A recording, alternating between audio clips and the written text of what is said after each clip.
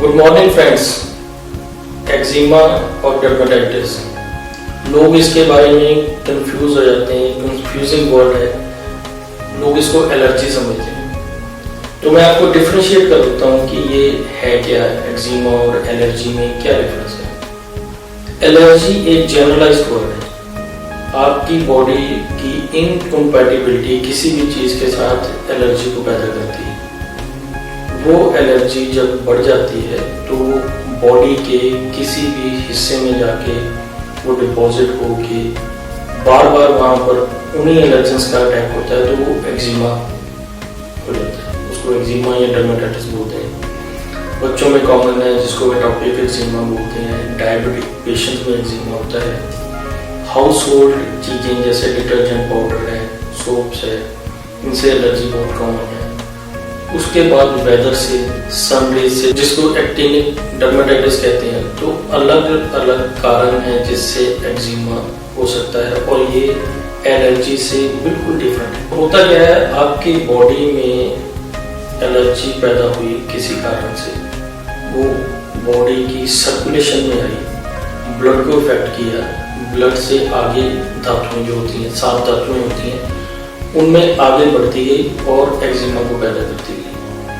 आज अगर एक हिस्से में एक्जिमा है, वो हिस्सा एलर्जी के सेल्स से इफेक्टेड है, उसमें एक्जिमा अगर हो गया तो नेक्स्ट और बॉडी का इफेक्ट होगा। क्योंकि जो एक खराब सेल, डिजीज सेल, एक्जिमा का सेल आपकी बॉडी में बन गया, उसने जो दूसरा सेल बनाना है वो डिजीज्ड ही बनाना है, और वो कहीं और डिपॉजिट होगा और वहां एक्जिमा पैदा करेगा। तो इस तरह एक्जिमा बढ़ता जाता है। हम ये सोचते हैं कि ये अब ठीक हो गया, थोड़ा सा ऊपर से ठीक हो गया, पर दोबारा क्यों हो जाता है? उसका कारण यही है कि जब तक डीप रूटेड एक्जिमा के टॉक्सिन्स को हम बाहर नहीं निकालते, वो बार बार एक्जिमा करता है। हर एक बॉडी जो है एक डिफरेंट बॉडी है, उसमें डिफरेंट रेशियो ऑफ आपके वात पित्त कफ की है, और आपके सातों धातुएं जो है, आपके दोष हैं, आपके जो बॉडी के वेस्ट हैं, इन सभी की एक रेशियो होती है। बॉडी के वेस्ट अगर बाहर ना निकले, वो अंदर रहे, टॉक्सिन बनने शुरू होते हैं, तो वो डिजीज पैदा करते हैं, जैसे एक्जिमा हुआ। क्लाइमेटरी फैक्टर्स, वेदर, आपकी डाइट, आपका काम, ये काफी चीजें इंपॉर्टेंट है आपके एक्जिमा को ठीक करने और एक्जिमा होने के। कोई एक पर्सन जो केमिकल का काम करता है या उसको केमिकल टच है, मान लीजिए कोई मैकेनिक है, वो डीजल या पेट्रोल या ऐसी चीजें यूज करता है, तो बार बार अगर वो डीजल या कुछ ग्रीस उसके कांटेक्ट में आती है, तो वो स्किन को पेनिट्रेट करके वहां डिजीज को पैदा करती है। अगर बार बार ये होगा तो वो एक भयानक एक्जिमा का रूप भी ले सकता है। तो इसके लिए प्रिकॉशंस है। आपको अगर कोई चीज एलर्जी करती है, तो उसकी आप अगर प्रिकॉशन लेंगे तो ये एक्जिमा में पैदा नहीं होगा। बच्चों में बहुत कॉमन देखा है, जिसको हम एटोपिक एक्जिमा कहते हैं।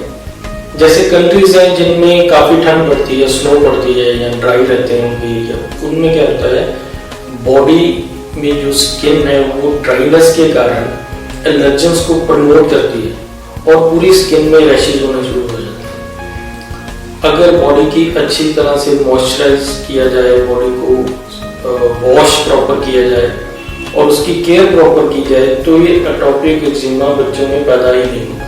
हाँ, कुछ चांसेस होते हैं, अगर आप शुरुआती दौर में भी उसकी केयर प्रॉपर करें, उसको ट्रीट करें, तो ये बिल्कुल ठीक हो सकता है। अब इसकी ट्रीटमेंट क्या है, कैसे हम ट्रीट करते हैं एक्जिमा को? सबसे पहले ये जानना जरूरी है कि आपका एक्जिमा डीप रूटेड है या लो लेवल पे। अब डीप रूटेड में क्या होगा, आपकी बॉडी की लेयर्स हैं, स्किन की 7 लेयर हैं, उसके बाद 7 तरह के धातुएं हैं, वो कहां तक पहुंचा हुआ है, वो डिजीज, वो टॉक्सिन्स कहां तक इफेक्ट किए हुए हैं।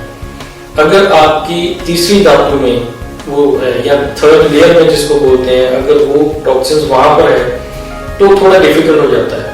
चौथी लेयर में और डिफिकल्ट, 5वीं में और, 6th में और, 7th में और, ऐसे ही जितना डीप रूटेड होता रहेगा उतना ही हमें ज्यादा मेहनत करनी पड़ेगी, उतना ही ज्यादा टाइम लगता है उस डिजीज को ठीक होने में। तो इसका एनालिसिस हम कैसे करते हैं? आपकी बॉडी के थॉरली चेकअप और टोटल हिस्ट्री से हमें ये पता लग जाता है कि कौन सी लेयर में जाके ये सिम्टम्स पैदा होंगे। अगर वो सिम्टम्स आपकी थर्ड लेयर के हैं, इसका मतलब आपकी थर्ड लेयर में।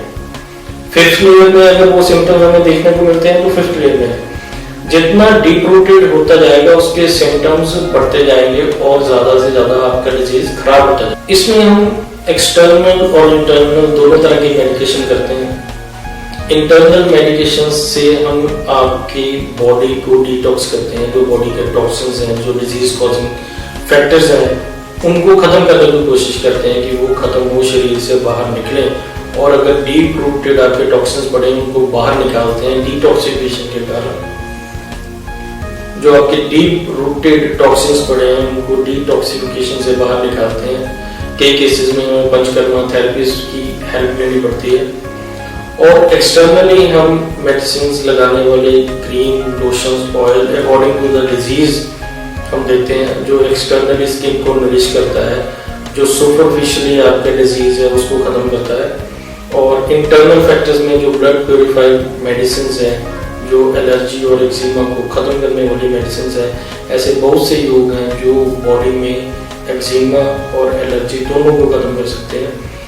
क्रॉनिक केसेस ऑफ एक्जिमा हमारे पास इतने केसेस हैं जिनको हमने केवल और केवल आयुर्वेदिक मेडिसिन से ट्रीट सक्सेसफुली किया है।